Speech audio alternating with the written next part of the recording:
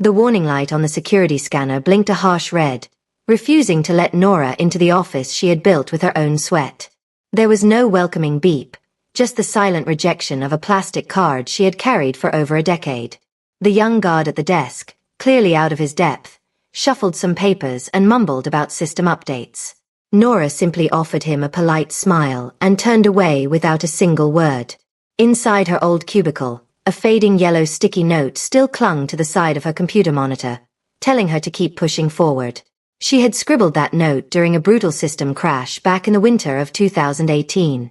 She remembered sleeping on the floor of the server room, surviving on stale chips while manually rebuilding the core databases. Nobody in the current leadership team remembered that night or her dedication.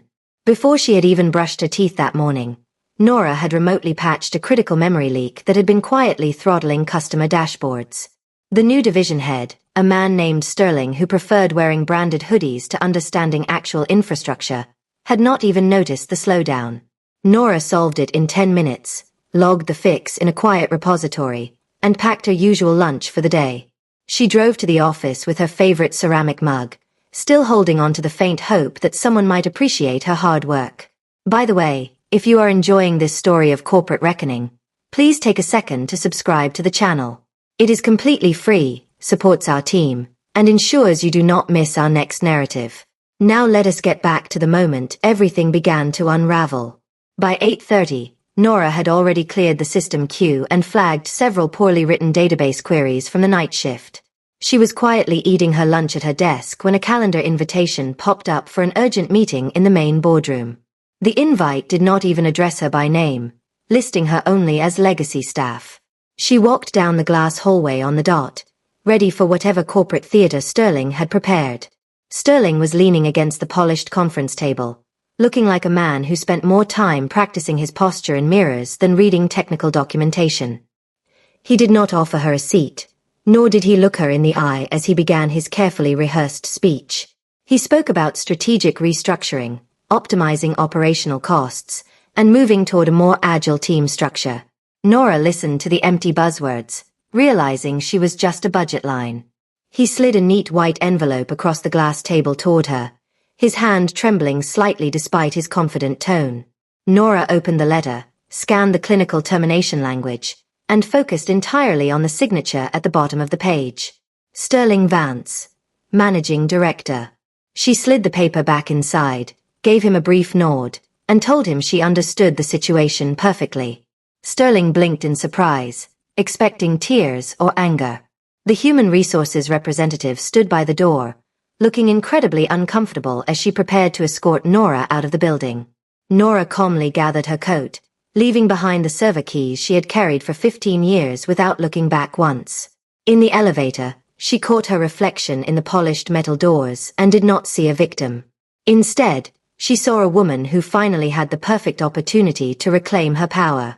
By 9:15, Nora was sitting at her kitchen table, far away from the sterile fluorescent lights of her former office. She opened a sleek, unmarked black laptop that had never been connected to the company network or registered with their security team. She logged into a secure administrative portal that existed entirely outside of their corporate infrastructure. With a few deliberate keystrokes, she prepared a formal notice of license revocation. The legal office of her longtime advisor, Arthur Vance, smelled of old paper, leather-bound books, and decades of quiet determination. Nora watched the old attorney carefully review the original software agreement she had drafted when the partnership first began. Underneath all the standard corporate jargon lay a specific protective clause they had hidden deep within the contract terms. The clause stated that the software license would immediately terminate if she was dismissed. Arthur looked up from the documents, a slow, knowing smile spreading across his face as he tapped the signature page. He confirmed that the company had precisely 48 hours to rectify the breach before the entire system went completely dark. Nora took a slow sip of her tea, feeling the weight of years of underappreciated labor finally lifting. She signed her legal name, Nora Brooks, on the activation notice, starting the countdown. Early the next morning, Nora enjoyed the quiet stillness of her garden, watching the sunrise paint the sky in soft shades of orange. She felt no anxiety about the storm she was about to unleash on the people who had dismissed her so casually. At exactly 9 o'clock, Arthur sent the official legal warning to the corporate headquarters, detailing the immediate license suspension. Nora hit the final button, sending the shut-off command. The corporate boardroom quickly turned into a scene of absolute chaos as Sterling slammed the legal notice onto the table. He demanded to know who Nora Brooks was, completely unaware that the quiet engineer he fired was the actual owner of their core technology. The legal team scrambled through old files, their faces growing increasingly pale as they realized the gravity of their mistake. They had no backup systems to bypass her protocols. By Thursday afternoon, the platform began to show serious signs of strain, throwing errors across major client accounts. The engineering team tried desperately to patch the system, but every attempt was blocked by Nora's master encryption keys. Sterling ordered his developers to bypass the lockouts, only to be told that the entire framework was hard-coded to her unique credentials. They could not rewrite the software without completely destroying the database structure. Nora spent her afternoon at a quiet local cafe, enjoying a book while her private monitor tracked the system's rapid decline.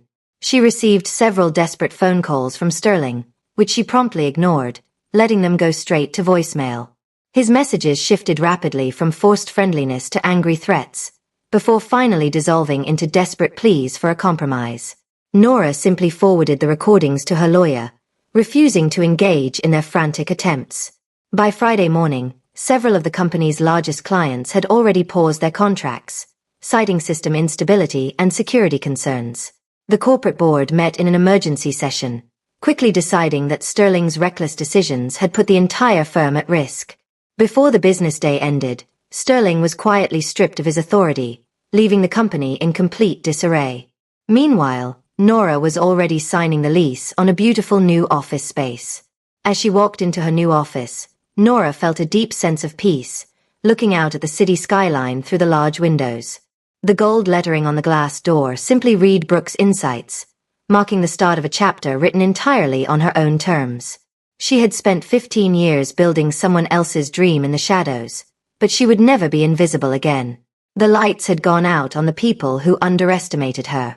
Nora was finally stepping into the warmth of her own success. If you want to see how other corrupt managers get their comeuppance, make sure to hit that subscribe button and turn on notifications. We have got plenty of stories coming that will make your old boss spill their coffee in pure panic.